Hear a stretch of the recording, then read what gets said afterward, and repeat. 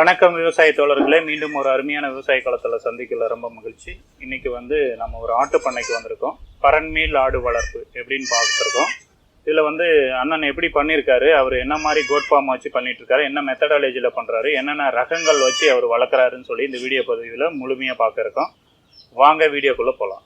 வணக்கம், நான் சேலம் மாவட்டம் ஆத்தூர் வட்டம் சதாசிவபுரம் கிராமம் நடராஜன் கோட் ஃபார்ம். அண்ணா வணக்கங்கண்ணா. வணக்கங்கண்ணா. இப்போ நீங்க எத்தனை வருஷமா கோட் ஃபார்ம் வச்சு நடத்திக்கிட்டு வந்துட்டு இருக்கீங்க? இப்போ 2-3 வருஷமா வச்சிருக்காங்க. சரி சரி சரி. என்ன பர்பஸ்க்காக ஆரம்பிச்சிங்க கோட் ஃபார்ம்? கோட் ஃபார்ம் என்ன பர்பஸ்க்குன்னா, இது மற்ற விவசாயத்துல அதை விட இது கொஞ்சம் பெட்டரா இருக்குதுன்னு சொல்லிட்டு இதை ஆரம்பிச்சாங்க. சரி சரி சரிங்க.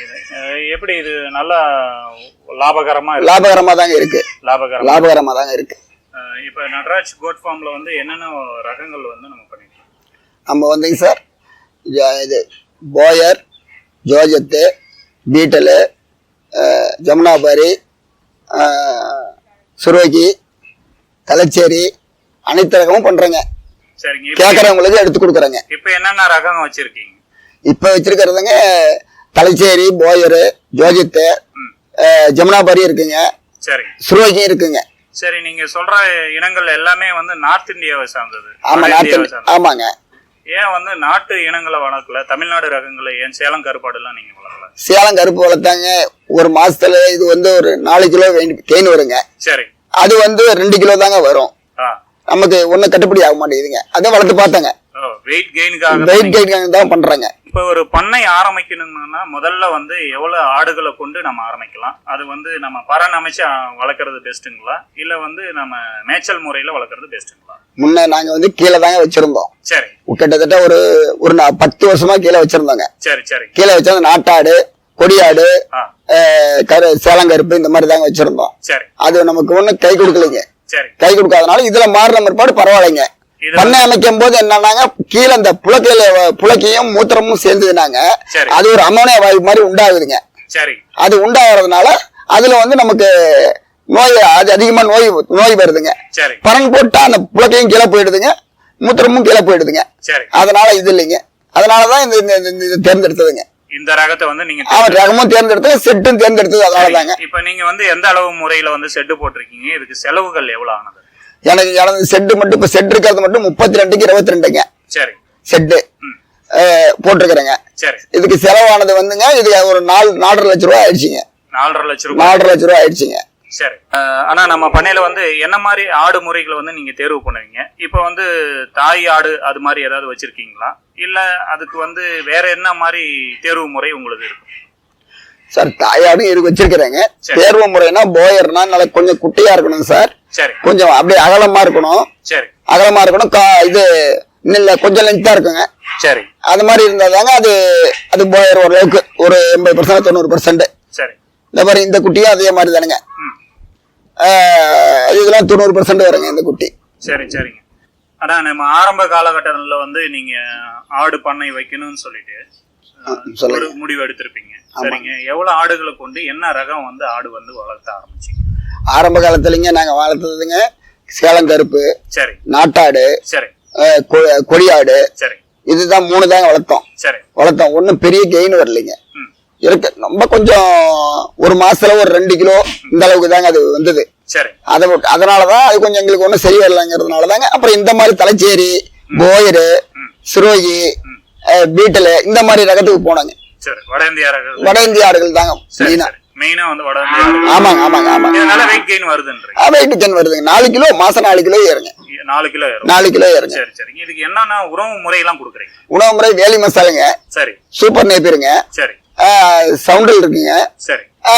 மல்பெரியும் இருக்குங்க. மல்பெரியும் இருக்கு. எல்லாம் கலந்து வெட்டி போட்டுருவோங்க. சரி. மல்பெரியில என்ன ரகம் வச்சிருக்கீங்க? மல்பெரியில கோஃபோர்னு ஒரு ரகங்க. கோஃபோர். ஆடுகளுக்கு மெயினா என்ன நோய்கள் வரும், என்ன மாதங்கள்ல, அதாவது பாத்தீங்கன்னா என்ன பருவத்துல வரும்? இது இப்ப பிபிஆருங்க. இந்த காலகட்டத்துல பிபிஆர் தாங்க மெயினா வரும். பிபிஆர் வரும். கண்டிப்பா பிபிஆர் வேக்சின் போட்டே ஆகணுங்க. வேக்சின் போட்டு ஆகணுங்க. போட்டங்க. நாங்க எல்லாத்துக்கும் போட்டங்க. அடுத்தது ஈட்டிங்க. கழிச்சல் நோய்ங்க வருங்க. அதுக்கு 3வது மாசம் போடணுங்க. கம்பல்சரி போடணுங்க. அந்த 3வது மாசம் போடுறாங்க. அடுத்ததுங்க கோமாரி தடுப்பூசிங்க போட்டே ஆகணும். எஃப்எம்டி போடணுங்க. அது வந்து 6 மாசத்துக்கு ஒரு தரம் போட்டு ஆகணுங்க. சரி. இது 3 தாங்க நாங்க இது பண்றாங்க. ஆடுகளுக்கு வரக்கூடிய நோய்களும் முன்னாடி தடுப்பூசி போட்டுருவோங்க. தடுப்பூசி போட்டுருவாங்க. இதை தாண்டி ஏதாவது நோய்கள் வந்திருக்குங்களா? இதை தாண்டி வருதுங்க. ஒரு சில நோய்கள் வருதுங்க. குட்டி சரியா பால் குடிக்காதுங்க. சரி. பால் குடிக்காத போயிடும்.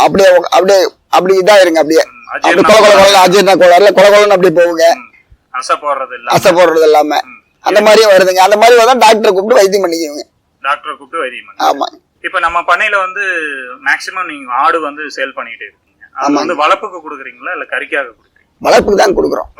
வளர்ப்பு தான் கொடுக்குறோம். இப்ப வந்து ஒரு கஸ்டமர் வந்து உங்ககிட்ட கேக்குறாரு ஒரு ஆடு வந்து வாங்கணும் அப்படின்னு பாத்தீங்கன்னா எந்த ரகமா இருந்தாலும் சரி அந்த அவர் வந்து தேர்வு பண்ணணும் அப்படின்னு பாத்தீங்கன்னா எப்படி நீங்க வந்து அவருக்கு வந்து ஆலோசனை சொல்லுங்க? சார் தலைச்சேரியா இருந்தாங்க. மூக்கு ரோஸா இருக்கணுங்க. சரி. இது கால் குழம்பு ரோஸா இருக்கணுங்க. சரி. மற்றபடி எல்லாம் இது 2 இடமும் ரோஸா இருந்ததுனால கொம்பும் ரோஸா இருக்கணுங்க. அந்த மாதிரி ரோஸா இருந்ததுனால ஒரிஜினல் இல்லைங்க. அது ஒரிஜினல் நல்லாவும் இருக்கு. நல்ல நெட்டு போக்கா இருக்குங்க ஆடு. சரி. ஆடு வாங்கணும்னா நான் என்ன மாதத்துல வாங்கலாம்? என்ன மாதம்னா எத்தனை மாத ஆடா வாங்கலாம்? ஆடு வாங்கலாம்னாங்க.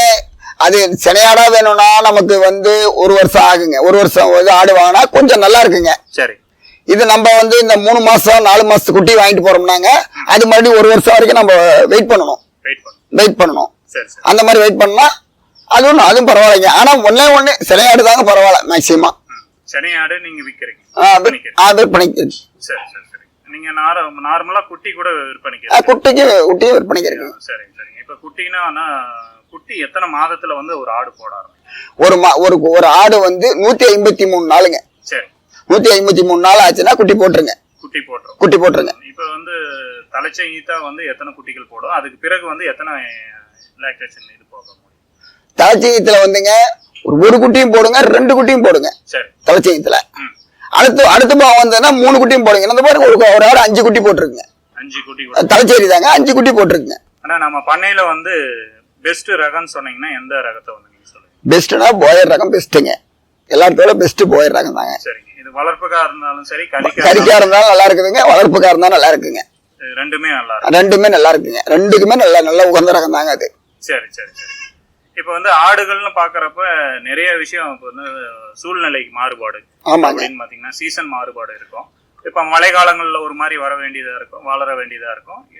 குளிர்காலங்கள்ல ஒரு மாதிரி வளர வேண்டியதா இருக்கும். இந்த நீங்க செலக்ட் பண்ண ரகங்கள் வந்து எல்லா சூழ்நிலையும் தாங்கக்கூடியதா இருக்குங்க. எல்லா சூழ்நிலையும் தாங்கக்கூடியது தாங்க இந்த ரகம். நாங்க வச்சிருக்கிறது பூராமே எல்லா சூழ்நிலையும் தாங்கி வரக்கூடிய ரகம் தாங்க. சரிங்க. இது மேய்ச்சல் முறையில வளர்க்கறது பெஸ்ட்னு நினைக்கிறீங்களா இல்ல பரன் மூலமா வளர்க்கறது தான் பெஸ்ட்? மேய்ச்சல் முறையெல்லாம் ஆள் அதிகமா தேவைப்படுங்க. அதுவும் வளர்க்கறத பத்தி தப்பு இல்லைங்க. வளர்க்கலாம். அதை இது பரன் போட்டோம்னா நமக்கு ஒரு 2 மணி நேரம், காலையில ஒரு 2 மணி நேரம், சாயந்தரம் ஒரு 2 மணி நேரத்துக்கு வேலை தாங்க இது. அது பொழுதுனிக்கு நம்ம செஞ்சுட்டு இருக்கணுங்க. கிட்டத்தட்ட ஒரு 10 மணி நேரம் 8 மணி நேரம் இந்த வேலை செஞ்சுட்டு தாங்க இருக்கணும். இது என்ன தேவையில்லைங்க. அந்த வேலை தேவையில்ல. பரன்னா நம்ம பரன்லயே பாத்துக்கிறோம் எல்லாமே. சரி. ஆனா பரன் போடுறதுக்கு நிறைய காஸ்ட் ஆகுதுங்க. ஒன்னு பண்ணிட்டோம்னா ஒரு தரம் பண்ணிட்டோம்னா அப்புறம் அது நமக்கு மறுபடியும் லாபம் தானேங்க. மறுபடியும் பெனிஃபிட் தானே. இப்ப வந்து நீங்க வந்து ரெக்கமெண்ட் பண்றது வந்து பரன் அமைக்கிச்சு பண்றதுதான் நல்லதுங்க. இதுக்கு அரசு மானியம் ஏதாவது கொடுக்குறாங்க? அரசு மானியம் கொடுக்கறேன்னு சொல்றாங்க. ஆனா இது வரைக்கும் வரலைங்க. யாரும் வாங்கின மாதிரி எனக்கும் தெரியலீங்க. சொல்றதுதாங்க வரலைங்க. சரிங்க. பண்ணை பாதுகாப்பு முறைக்காக ஏதாவது கால்நடை மருத்துவர் வந்து சோதிச்சு பாப்பாரு? வருவாருங்க. எவ்வளவு நாளைக்கு ஒரு முறை வருவாரு? கிட்டத்தட்ட ஒரு மாசத்துல 5 நாளைக்கு கூட வருவாருங்க. ஒரு மாசத்துல ஒரு 5 நாளைக்கு வந்து பாப்பாருங்க. ஆடு நல்லா இருக்குதா, எப்படி இருக்குது, ஹெல்த்தா இருக்கா பாத்துட்டு போவாருங்க. சரி. அதுக்கு முன்னாடி தடுப்பூசிகள் எல்லாமே போடுவாருங்க. சரி. ஒரு நாளைக்கு வந்து உணவு விகிதம்னு பாத்தீங்கன்னா ஆடுகளுக்கு எவ்வளவு கொடுக்குறீங்க? ஒரு நாளைக்கு ஒரு 7 கிலோ வரைக்கும் கொடுப்பாங்க. பசு தீவனம் 7 கிலோ கொடுப்பாங்க. சரிங்க. உலர் தீவனம் அடர் தீவனம் வந்து 200 கிராம் ஒரு ஆட்டுக்கு. சரி. ஒரு ஆட்டுக்கு கொடுப்பாங்க. அது ஈவன் பண்ணி கொடுத்துருவாங்க அடர் தீவனம். சரி. ஆட்டு குட்டிகளை பராமரிப்பு முறைகள்னு பாத்தீங்கன்னா உங்க பண்ணையில எப்படி இருக்கு? ஆட்டு குட்டி பராமரிப்பு முறைன்னா நாங்க நல்லா சுகாதாரமா தான் பண்ணிட்டு இருக்கிறோம். சரி. அது நல்லா வந்துகிட்டு தாங்க இருக்குது. அது ஒன்றும் பிரச்சனை இல்லைங்க. ஒரு தனியா ஒரு ஷெட் போடணுங்களா? இல்லைங்க. அதுக்கு தனியா ரூம் செட் பண்ணி இருக்கிறாங்க. அதுக்கு தனியா அந்த ரூம்ல அது விட்டுருவாங்க. குட்டி விட்டுருவாங்க. எப்ப தாய்கிட்ட இருந்து சேயை எப்படி பிரிப்பீங்க? என்ன அது வந்து எப்படின்னா நான் தீனி நல்லா திங்கும் போது அதை பிரிச்சிருவாங்க. எத்தனை நாள் அது இருக்குங்க, ஒரு 3 மாசம் வரைக்கும் விடுவாங்க. 3 மாசம் வரைக்கும், 3 மாசம் இருந்து குட்டி பிரிச்சிருவாங்க, குட்டியும் தாயும் பிரிச்சிருவாங்க. அப்பதான் அடுத்த பருவத்துக்கு வருங்க ஆடு, சினை காலத்துக்கு வரும். சரி சரிங்க. இப்ப வந்து இப்ப குட்டிகளா நீங்க விற்பனைக்கு பெஸ்ட்னு நினைக்கிறீங்களா, இந்த ஆடு வந்து விற்பனை பெஸ்ட்னு? ரெண்டுமே பெஸ்ட் தாங்க, ஆடும் பெஸ்ட் தான், குட்டியும் பெஸ்ட் தாங்க. எதுவுமே ஒன்றும் இதுன்னு சொல்ல முடியாதுங்க. சரி, இப்போ ஒருத்தர் வந்து பண்ணை ஆரம்பிக்கணும்னா முதல்ல வந்து எவ்வளவு ஆடுகள் வச்சு துவங்கலாம்? முதல்ல ஒரு 10 ஆடு மட்டும் வச்சு பண்ணலாங்க, அதுதான் கரெக்ட்.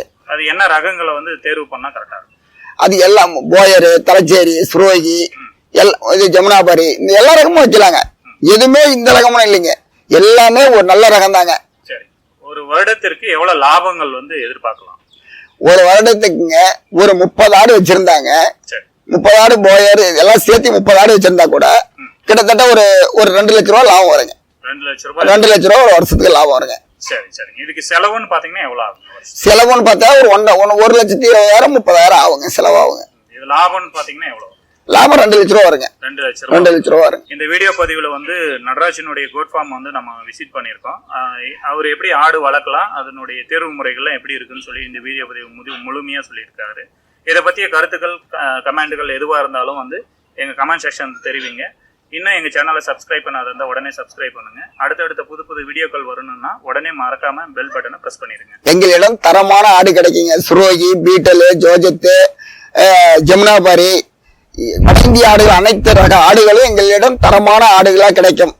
எல்லா வேசனையும் போட்டு தாங்க கொடுப்போம், எல்லா வேசனையும் போட்டு தரமான ஆடுகளாக தாங்க கொடுக்குறோம். நாங்க வச்சிருந்து இங்கே ஒரு வாரம் வச்சிருந்துதாங்க அடுத்தது தாங்க நம்ம பாட்டிக்க சேல் பண்றோம். அதனால எங்களுக்கு தரமான ஆடு கிடைக்கும். நீங்க எப்ப வேணாலும் எங்களை தொடர்பு கொள்ளலாங்க. தொடர்பு எண் 90 800 10 837ங்க. டாக்டர் விவசாய சேனலுக்கு, யூடியூப் சேனலுக்கு நன்றிங்க. வணக்கம். நன்றி, வணக்கங்க. நீங்க பாத்துட்டு இருக்க இந்த வீடியோ உங்களுக்கு பிடிச்சிருந்துச்சுன்னா லைக் பண்ணுங்க, ஷேர் பண்ணுங்க, கமெண்ட் பண்ணுங்க, சப்ஸ்கிரைப் பண்ணுங்க. மறக்காம பக்கத்துல இருக்க பெல் பட்டனையும் பிரஸ் பண்ணுங்க. அப்பதான் நாங்க போடுற வீடியோவோட அப்டேட் எல்லாம் உங்களுக்கு நோட்டிபிகேஷனா வரும்.